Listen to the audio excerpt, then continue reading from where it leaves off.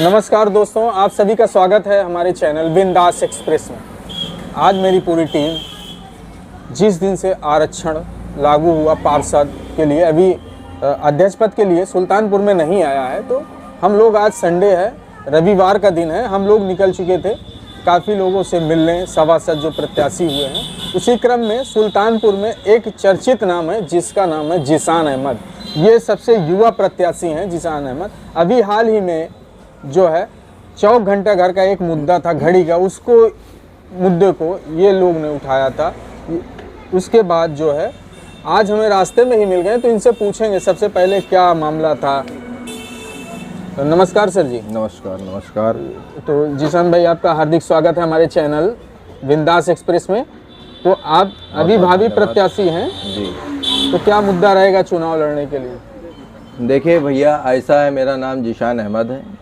मैं कांग्रेस युवा नेता नगर पालिका क्षेत्र जिला सुल्तानपुर का रहने वाला हूं।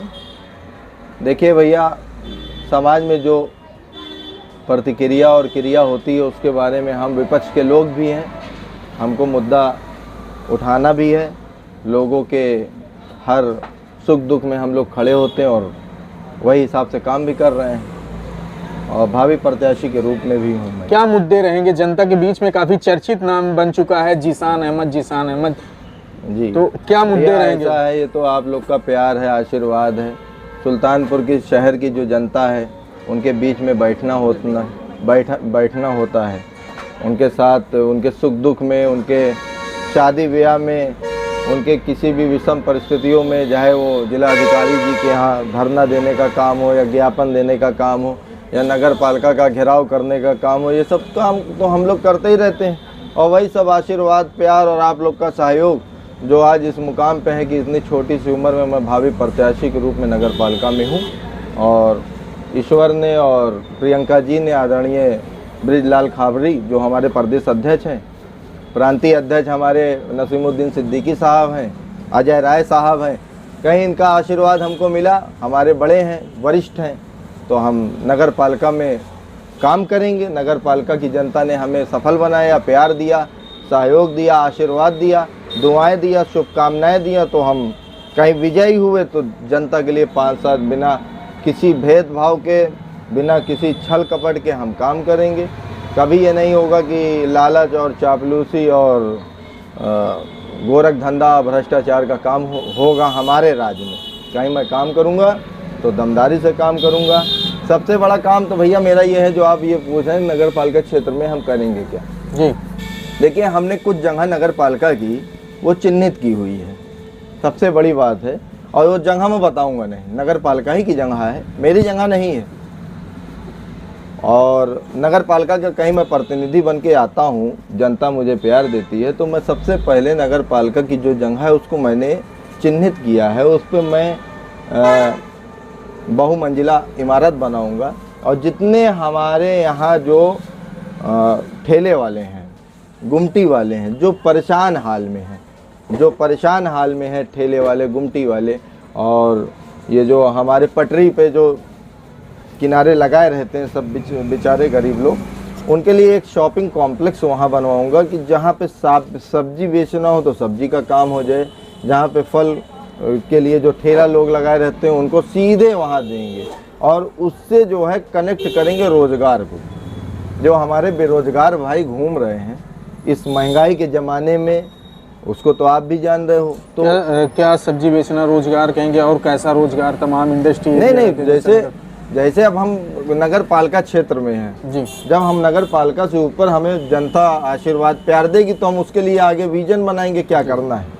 नगर पालिका में सिर्फ हम इतना चाहते हैं कि हमारे जो बेरोजगार लोग हैं, पटरी गुमटी वाले जो परेशान हैं, मैं यहाँ एक जगह में नगर पालिका की चिन्हित किया हूँ, 2-4 जगह, जहाँ पे मैं इमारत का निर्माण कराऊंगा। वहाँ शॉपिंग कॉम्प्लेक्स, जो हमारे फुटकर दुकानदार वाले शॉपिंग कॉम्प्लेक्स होते हैं, उसको कराऊंगा। वहाँ पे सबको अलॉटमेंट कराऊंगा, और उसका जो है ना हाउस टैक्स रहेगा ना वाटर टैक्स रहेगा, सब फ्री कर देंगे से। और उसमें जो रोजगार लगेगा, जैसे मान लीजिए पार्किंग की व्यवस्था होगी, या वहाँ पे जो साफ़ सुथराई की व्यवस्था होगी या ऊपर और कुछ भी जो कॉम्प्लेक्स है, तो वहाँ जो रोज़गार देंगे वो शहर के जो हमारे बेरोज़गार लोग हैं, हम उनको वहाँ उनको चिन्हित करके उनको वहाँ पास उनको रोज़गार दिलाने का काम करेंगे। सबसे बड़ा मुद्दा मेरे लिए है जो हमारे समाज में बेरोज़गारी है, वो किसी भी धर्म जात के लोग हों, किसी भी मत मजहब के लोग हों, हम उनको अभी रोजगार देने का काम करेंगे। 70 साल से यहाँ पे सबसे सुल्तानपुर में दर्शकों में बता दूं सबसे बड़ा मुद्दा ये होता है, लोग आते हैं दुकान के बगल में गाड़ी खड़ी कर देते हैं,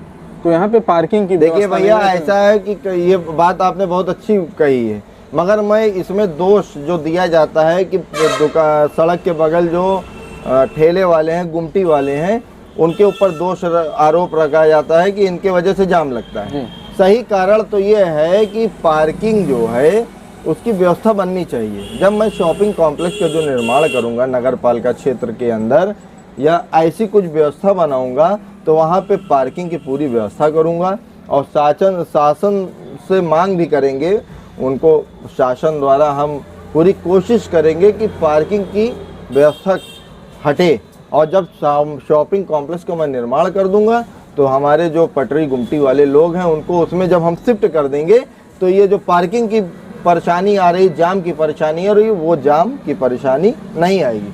नंबर एक चीज़ ये जान लीजिए कि जो जाम लग रहा है वो रेहड़ी पटरी गुमटी वालों से नहीं लग रहा है, ठेले वालों से, वो लग रहा है सिर्फ हमारी आपकी अव्यवस्था। भाई तो, मैं उनकी रोटी पे लात मार के और मैं उनको हटा के मेरी बात जाम लग रहा है तो ये गलत बात। नगर पालिका के अंतर्गत अगर पार्किंग की व्यवस्था होती, ये लापरवाही किसकी कहेंगे कि अगर अभी तक पार्किंग नहीं बनी है जी, ये किसकी लापरवाही कहेंगे? भैया ये तो आप जान ही रहे हो ना कि लापरवाही। देखिए हम आरोप किसी के ऊपर लगाना नहीं चाहते हैं, आरोप प्रत्यारोप से सिर्फ इंसान क्या होता है, कहीं हम किसी के ऊपर आरोप लगा रहे हैं तो हम भी उतने दोषी हैं।